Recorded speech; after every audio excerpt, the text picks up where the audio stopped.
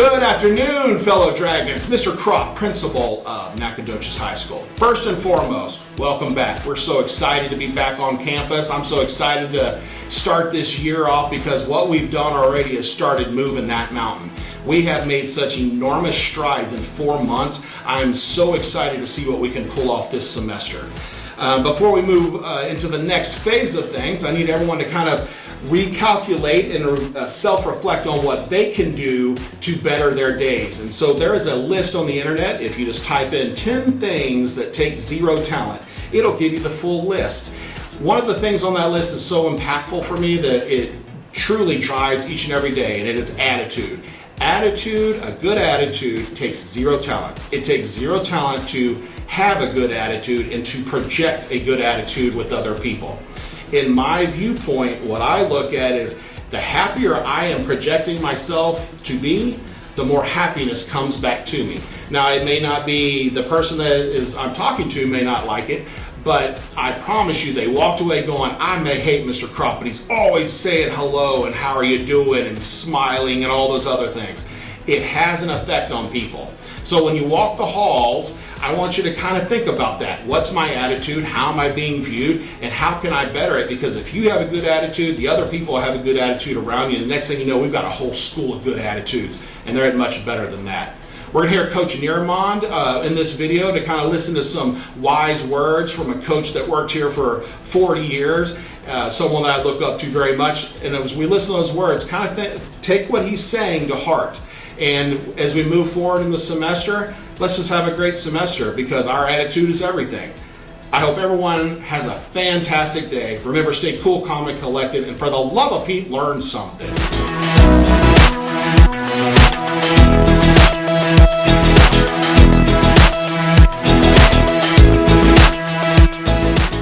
Self-reflections is, I call it psychologically, is a remedy because sometimes when you get frustrated, angry, or you're very, very happy about a situation, you have to look back to see why I'm frustrated, why I'm angry. Is it my fault or somebody else's fault or what?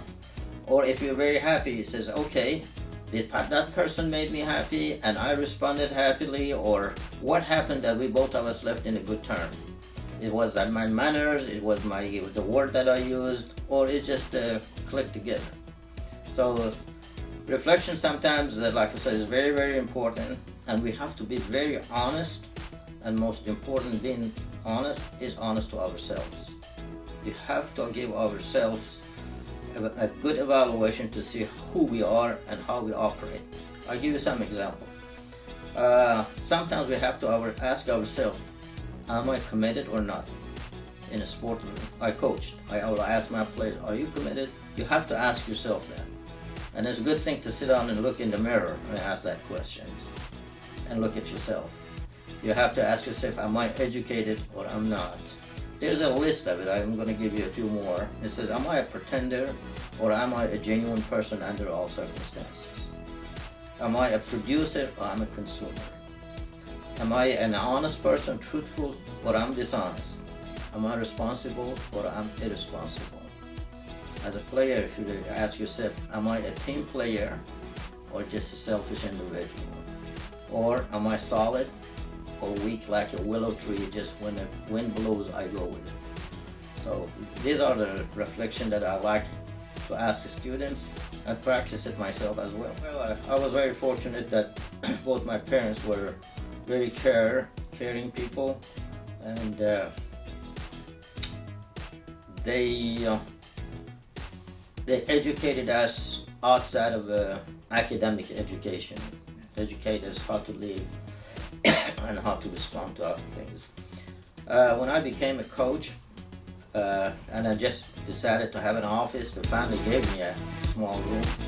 I created a motto that are things I genuinely believe, and I put that behind my desk, and everybody was looking at it or comment, ask questions, what it does mean and what that.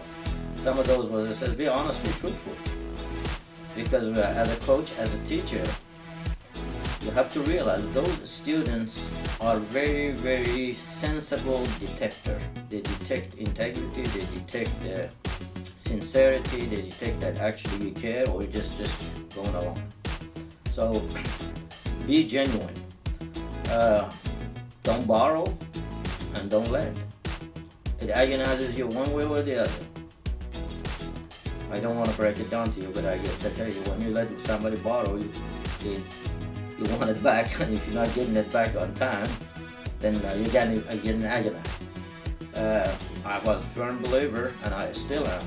I scratch my back, you scratch your back. I do my own responsibility, you do your own responsibility.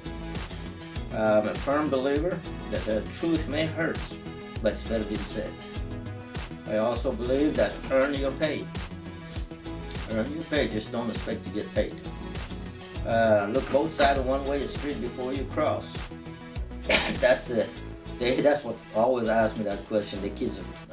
They said, Coach, if you know it's one-way street, why do you have to look both sides? I said, son, there's a difference between wisdom and education. Educated person knows this is one-way street. Wisdom is look both sides, because maybe somebody doesn't know and come in the other direction. And they got, yeah, you're right. Work brings honors. Working is not something that diminishes your values. It's something that gives you pride. I always emphasize, regardless of who their parents are, regardless of who you are, you have to think that you are an individual, has pride, has feeling, and is important. And your parents should be the source of your pride. Don't feel like, okay, we are not up to par to X's and Y's. Value your parents and show off your parents. They are very, very important.